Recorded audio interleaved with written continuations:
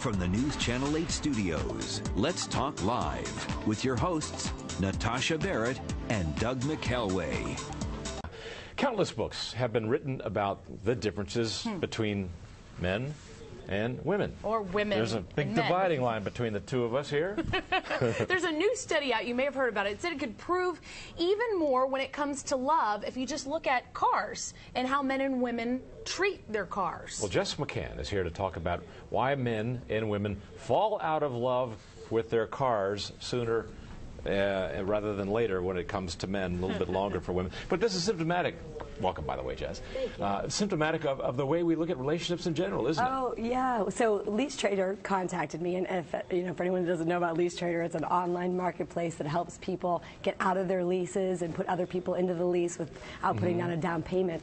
Well, they contacted me because they wanted to do this study, and they thought, well, Jess, you're a dating coach. Can you help us figure out the honeymoon period with people in their cars? And it was just really fascinating, the results, because it was the same length of time for men and women when it comes to, well, let's put it this way, men have a much shorter love, infatuation with their car, and women's is probably 4 times as long. What does it matter if guys see the next best sports car and think, oh, I want that now? Yeah. Like eye yes, candy. Exactly. Yeah, Am I talking your language? Yeah. The novelty just seems to wear off, but the interesting thing is, so for men, what we found was it was 4 months of a honeymoon period before they started to really lose that, novelty factor with their car, which the interesting thing is that's exactly the same amount of time with women. Usually the honeymoon period lasts about 4 months when they're dating somebody. And with women and their cars, the honeymoon phase was 14 months. Interesting. Which is the same amount of time, really, when it comes to their relationship. Yeah. With cars, and there are symptoms of you beginning to lose the honeymoon phase of being in love with your car. Yes. Certain symptoms, when I had a new car that I really loved, I would always park at a far distant spot in the Safeway parking lot. Away from the others. So I don't get dings on it. But yeah, that's the number one.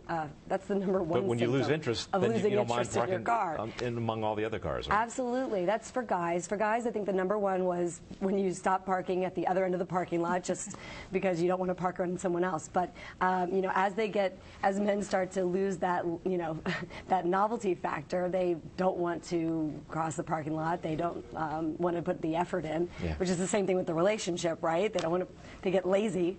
And with women, it's a little bit different. We notice that they don't. Women don't do that. They don't park across the parking lot and make sure no one's around them. Because we have heels to walk in. Yeah, we just aren't going to do that. So the number one sign that the honeymoon period was over with women was if they let their spouse drive their car, or if they started carpooling with other moms, or putting other kids in the car.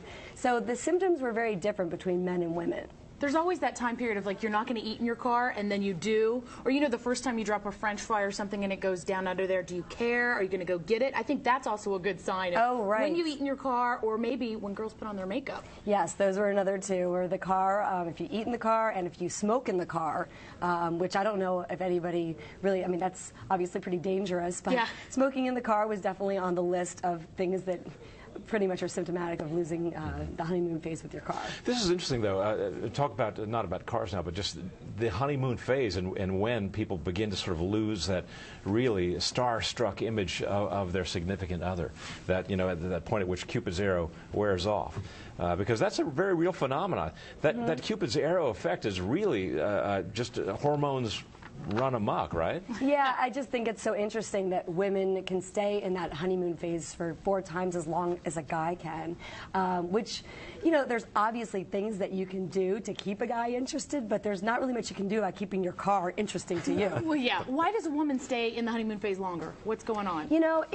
There are a couple of different things, and we haven't finished our research with that, but could have a lot to do with just appreciation. Women seem to, appreciate things a little bit more, and their attention spans don't seem to be as short. But it varies, and it depends if we're talking cars or guys. So the jury is still out on that. That's all very interesting. But the bottom line is we both eventually lose that kind of really intense romantic interest, and then it comes down to living your life together. Right. It's really just about we're all people, and as great as we think we are when we first meet, everyone's got flaws, just like a car has flaws. You're just going to get to know somebody, and eventually get to know that they're just a real person, and you take them off the pedestal in the honeymoon phase. The newness rubs off, so to speak. Wears off, exactly. So I guess the trick is after that honeymoon period, when you look at your guy and you think, am I really into him? Did I just have those blinders on now? Everybody has that moment in that relationship. Right. Unfortunately, it seems to take women a lot longer to get to that period, though. Lucky us. Right. And the problem is that we end up wasting a lot of time. Whereas guys, I think they kind of know what they want. That's another thing that we're looking into is, do they really get to know what they like faster? And they kind of go, you know what, this isn't what I want. I'm going to get out, just like they do with their leases. I don't like this car anymore. I'm going to get out of it. Where women, it just takes a little bit longer for us to maybe just pull the trigger. But getting out of a lease prematurely can be really expensive. Getting out of a marriage prematurely can be even more expensive. Too bad there's not an online marketplace just to get out of your marriage. Not yet, right? Not yet. Some state's going to come up with it. I mean, you can online to get people married, but maybe it'll come to that somehow, some way. Or you can trade marriages or trade spouses. We're giving people with your ideas car. now. The new wife comes with the new car. I think we have a new business going, SpouseTrader.com. The new wife smell, the new car smell. The new perfume or cologne, right? So maybe the lesson of this is to test drive longer. Yes, I think that you can test drive longer and really put some thought into the kind of car that you're going to buy or lease. But, if you don't like it, hey, that's what Lease Trader's out there for. So get out of the lease and pass it on to someone else. Good advice. Jess McCann, thanks for coming in. That was fun. Coming up on the show, Jay Leno may have been in D.C. this weekend. He was.